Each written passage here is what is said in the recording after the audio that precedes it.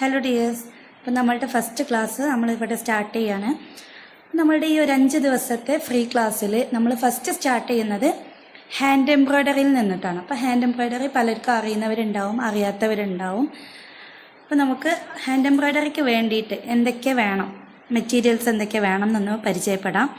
ഇതാണ് ഹൂപ്പ് എന്ന് പറയുന്നത്. അപ്പോൾ ചിലർ എംബ്രോയ്ഡറി റിങ് എന്നൊക്കെ പറയും. ഇതിൻ്റെ പേരാണ് ഹൂപ്പ്. ഹൂപ്പ് 2 ഹൂപ്പുകളായിട്ടാണ് വരുന്നത്. ഒരു സെറ്റ് എന്ന് പറഞ്ഞത് 2 ഹൂപ്പാണ്, ഒന്നിൽ സ്ക്രൂ ഉണ്ടാവും.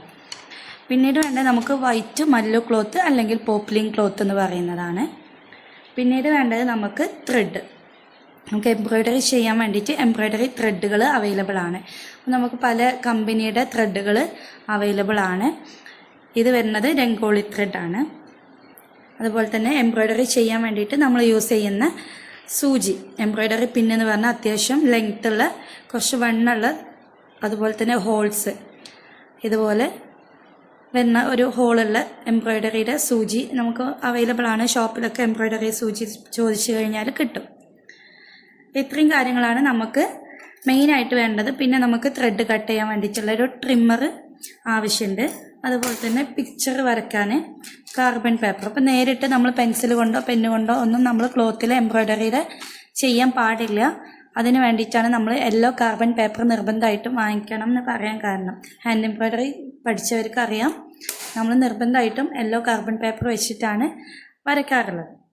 നമ്മൾ ഈ ഒരു പിക്ചറിനെ എങ്ങനെയൊക്കെ വരക്കും എന്നുള്ളതും ഹാൻഡ് എംബ്രോയ്ഡറിയിൽ എന്തൊക്കെയാണ് വരുന്നത് എന്നുള്ളതൊക്കെ നമുക്ക് നോക്കാം.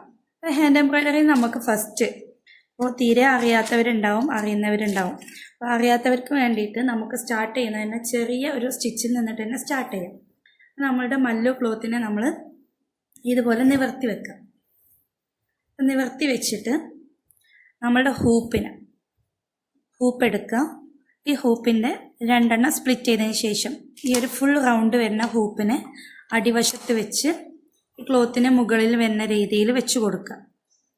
അപ്പോൾ ഈ ഹൂപ്പിൻ്റെ 4 സൈഡ്, അതായത് ഫുൾ റൗണ്ടിൽ നമുക്ക് കുറച്ച് ഗ്യാപ്പ് വേണം. 1 ഇഞ്ചിലെങ്കിലും ഗ്യാപ്പ് ഇട്ടിട്ട് വേണം നമ്മൾ ഇതുപോലെ വെച്ച് കൊടുക്കാൻ വേണ്ടിയിട്ട്. ഇനി നമ്മൾ ഈ ഒരു സ്ക്രൂ വരുന്ന ഹൂപ്പിനെ മുകളിൽ വെച്ച് കൊടുക്കുകയാണ്. വെച്ച് കൊടുത്ത് നമ്മളിതിനെ അമർത്തി കൊടുക്കുക. ഈ ഒരു ഹൂപ്പിൽ സെറ്റാക്കി കൊടുക്കുക. സെറ്റാക്കി കൊടുക്കുമ്പോൾ നമ്മൾ ഈ ഒരു സ്ക്രൂവിനെ ലൂസാക്കി കൊടുത്തു കഴിഞ്ഞാൽ പെട്ടെന്ന് ഇതിൽ നമുക്ക് വെക്കാൻ കഴിയും. ഇനി നമ്മളെന്ത് ചെയ്യുക, വെച്ച് കഴിഞ്ഞാൽ നല്ലോണം ടൈറ്റാക്കി കൊടുക്കുക. നല്ലോണം നമ്മൾ ടൈറ്റാക്കി കൊടുക്കണം. ഈ ഒരു ഹൂപ്പിനെ നമ്മൾ ഇതുപോലെ ടൈറ്റാക്കി കൊടുത്ത് ക്ലോത്തിന് എല്ലാ സൈഡിലും ക്ലോത്തിനെ ഇതുപോലെ ടൈറ്റാക്കി വലിച്ചു കൊടുക്കുക. എന്നാൽ മാത്രമേ നമ്മൾ വർക്ക് ചെയ്ത് കഴിഞ്ഞാൽ ഫിനിഷിങ് കിട്ടുള്ളൂ. നമ്മൾ ഈ ഒരു ഹൂപ്പിൽ നിന്നിട്ട് ഊരിക്കഴിഞ്ഞാലും നമുക്ക് ഫിനിഷിങ് കിട്ടണം, വർക്ക് ഫിനിഷിങ് കിട്ടണം എന്നുണ്ടെങ്കിൽ നമ്മൾ ഇതുപോലെ ടൈറ്റാക്കി പിടിച്ചു കൊടുക്കുക. ഇതുപോലെ ശബ്ദം വരുന്ന രീതിയിൽ വേണം നമ്മൾ ടൈറ്റാക്കി കൊടുക്കാൻ വേണ്ടിയിട്ട്. ഇതുപോലെ ടൈറ്റാക്കി കഴിഞ്ഞാൽ നമ്മൾ നെക്സ്റ്റ് ചെയ്യേണ്ട കാര്യം എന്ന് പറഞ്ഞാൽ, നമ്മൾ ഹാൻഡ് എംബ്രോയ്ഡറി സാധാരണ നോർമൽ കോഴ്സുകളൊക്കെ പഠിക്കുമ്പോൾ സ്റ്റിച്ച് ബോർഡ് എന്ന് പറഞ്ഞ സംഭവം ഉണ്ടാക്കും. നിങ്ങൾക്ക് അതിൻ്റെ ഒന്നും ആവശ്യം വരുന്നില്ല, ആകെ കുറച്ച് കാര്യങ്ങളുള്ളത് കൊണ്ടാണ്. നമുക്ക് ആദ്യം ഒരു കറക്റ്റ് ഒരു ലൈന് വരച്ചു കൊടുക്കാം. ഇതിന് മുകളിൽ നമ്മൾ ഫസ്റ്റത്തെ നമ്മൾ സ്റ്റിച്ചുകളിൽ നമ്മളെപ്പോഴും പഠിക്കുന്നത് റണ്ണിങ് സ്റ്റിച്ചാണ്. അപ്പോൾ റണ്ണിങ് സ്റ്റിച്ചെന്ന് എഴുതി കൊടുക്കുക. നിങ്ങൾക്ക് പഠിക്കാൻ വേണ്ടിയിട്ടാണ് കേട്ടോ റണ്ണിങ് സ്റ്റിച്ചെന്ന് എഴുതാൻ പറയുന്ന. പേരുകളൊന്നും മറന്നു പോകാണ്ടിരിക്കാൻ വേണ്ടിയിട്ട് റണ്ണിങ് സ്റ്റിച്ച് 3 എന്ന് എഴുതാം. അപ്പോൾ ഈ 3 എന്താണെന്ന് വെച്ചാൽ നമ്മളുടെ ത്രെഡ് വരുന്നത്, ഹാൻഡ് എംബ്രോയ്ഡറിയുടെ ത്രെഡ് വരുന്നത് ഈ ഒരു രൂപത്തിലാണ്. ഇതിന് ഇതുപോലെ 2 എൻഡിങ്ങും ഓപ്പണിങ്ങും ഭാഗം ഉണ്ടാവും. അപ്പോൾ ഒന്നിങ്ങനെ വലിച്ചു കഴിഞ്ഞാൽ പെട്ടെന്ന് ഇങ്ങനെ ഊരിപ്പോരും. ആ ഒരു പോർഷനാണ് നമ്മൾ എടുക്കേണ്ടത്. നമുക്ക് വേണ്ട അത്ര ലെങ്ത്ത് ഇതുപോലെ കട്ട് ചെയ്തെടുക്കാം. ഈ ഒരു ത്രെഡ് വരുന്നത് 6 സ്ട്രാൻഡ്സ് ആയിട്ടാണ്, അതായത് 6 ഇഴകളായിട്ടാണ് ഇത് വരുന്നത്. അപ്പോൾ ഈ ഒരു 3 എന്ന് എഴുതിയിട്ടുള്ളത് നമുക്ക് 3 ത്രെഡ് മതി.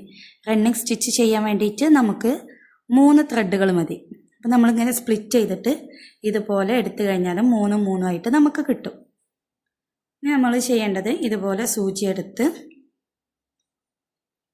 ഈ ഒരു സൂചിയിൽ കോർത്ത് കൊടുക്കുക. നമുക്ക് ഈ ഒരു തലഭാഗം സ്മോളും ഇത് കുറച്ച് ലാർജും ആക്കിയിട്ട് ലോങ്ങും ഷോർട്ടും ആയിട്ടാണ് നമ്മൾ വെക്കുന്നത്. എന്നിട്ട് ഈ ഒരു കൂടുതലുള്ള ഭാഗം നമ്മൾ അടിവശമൊക്കെ ഇട്ട് കൊടുക്കുക, ടൈ ചെയ്ത് കൊടുക്കുകയാണ് ചെയ്യണത്. ടൈ ചെയ്ത് കൊടുക്കുക. ഓക്കെ, ഇനി നമ്മൾ ചെയ്യുന്നത് അടിവശത്ത് നിന്നും നമ്മൾ ഇതുപോലെ ഈ ഒരു ലൈനിൽ കുത്തിയെടുക്കണം. നമ്മൾ ഇതുപോലെ കുത്തി മുകൾക്ക് എടുത്തു കഴിഞ്ഞാൽ ചെറിയൊരു ഡിസ്റ്റൻസ് വിട്ട് നമ്മൾ താഴേക്ക് തന്നെ ഇറക്കി കൊടുക്കുക. ഈ ഒരു റണ്ണിങ് സ്റ്റിച്ച് നമുക്ക് പലർക്കും അറിയുന്നതാണ്. പക്ഷേ നമ്മൾ ചെയ്യേണ്ട കാര്യം എന്ന് പറഞ്ഞത് നമ്മളിവിടെ ഒരു സ്റ്റിച്ച് കൊടുത്തിട്ടുണ്ട്. ഈ ഒരു സെയിം ഡിസ്റ്റൻസ്, ഈ ഒരു സ്റ്റിച്ചിൻ്റെ സെയിം ഡിസ്റ്റൻസ് വിട്ട് കഴിഞ്ഞിട്ട് നമ്മൾ നെക്സ്റ്റ് സ്റ്റിച്ച് ഇതുപോലെ സ്റ്റാർട്ട് ചെയ്യാം. ഇതുപോലെ നമുക്ക് സെയിം ഡിസ്റ്റൻസ് കീപ്പ് ചെയ്തിട്ട് വേണം. ഇതിൻ്റെ ഇടയിലുള്ള ഗ്യാപ്പും അതുപോലെ സ്റ്റിച്ചുകൾ തമ്മിലുള്ളത് ഒരു അകലവും സെയിം ആയിട്ട് വേണം വരാൻ വേണ്ടിയിട്ട്. നമുക്കിതൊന്ന് ഫിനിഷ് ചെയ്തെടുക്കാം. ഞാൻ എന്ത് ചെയ്തിട്ടുണ്ട്, ഈ ഒരു ലൈന് ഫുള്ളായിട്ട് ഫില്ല് ചെയ്തെടുത്തിട്ടുണ്ട്. ഈ ഫില്ല് ചെയ്തതിന് ഇനി അടിവശത്ത് ഞാൻ കെട്ട് കൊടുക്കുകയാണ്. ഇതിനെ നമുക്ക് ടൈറ്റാക്കി സെക്യൂർ ചെയ്ത് നിൽക്കണം. അപ്പോൾ ഇതിന് മുമ്പുള്ള സ്റ്റിച്ചിൻ്റെ ഉള്ളിലൂടെ നമ്മൾ സൂചിയെ കടത്തിയെടുക്കുകയാണ്. എന്നിട്ട് ഒന്നുകൂടെ ഇതിൻ്റെ ഉള്ളിലൂടെ വലിച്ചു കൊടുക്കുക, ടൈറ്റാക്കി കൊടുക്കുക. വേണം എന്നുണ്ടെങ്കിൽ രണ്ടെണ്ണത്തിൻ്റെ ഉള്ളിലൂടെ ഇങ്ങനെ ടൈറ്റാക്കിയിട്ട് നമുക്ക് കൊടുക്കാം. ഇനി നെക്സ്റ്റ് നമ്മൾ ചെയ്യേണ്ടത് എന്താണെന്ന് വെച്ചാൽ ഇതിൻ്റെ ഈ ഒരു റണ്ണിങ് വെച്ചിട്ട്, ഈ ഒരു സ്റ്റിച്ച് വെച്ചിട്ട് നമ്മളൊരു പിക്ചർ ചെയ്യണം.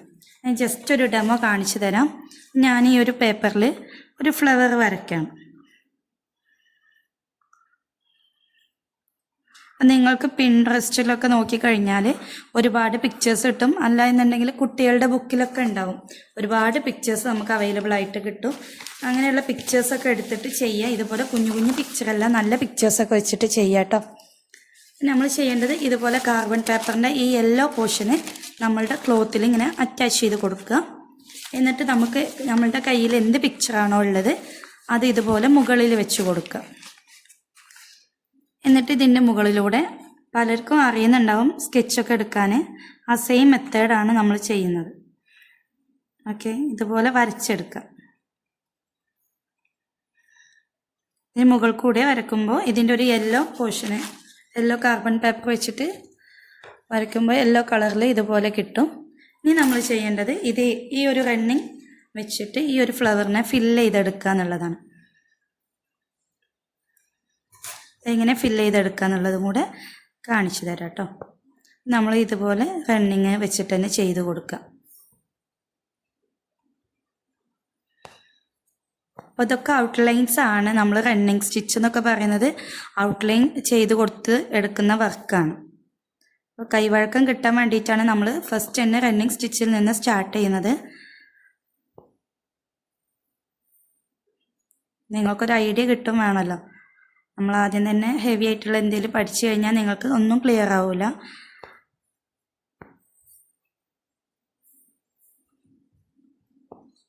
കണ്ടോ, ഇപ്പം ഞാൻ ഈ ഒരു സെൻറ്ററിലുള്ളൊരു റൗണ്ട് പോർഷന് ഞാൻ ഏകദേശം കംപ്ലീറ്റ് ചെയ്തെടുത്തിട്ടുണ്ട്.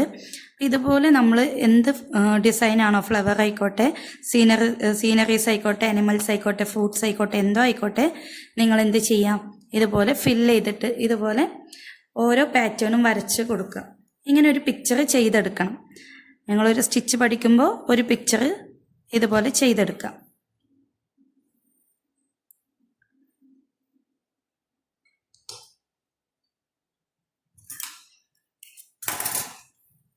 ഓക്കെ, റണ്ണിങ് സ്റ്റിച്ച് വെച്ചിട്ട് ചെയ്ത വർക്കാണ് കേട്ടോ ഇത്.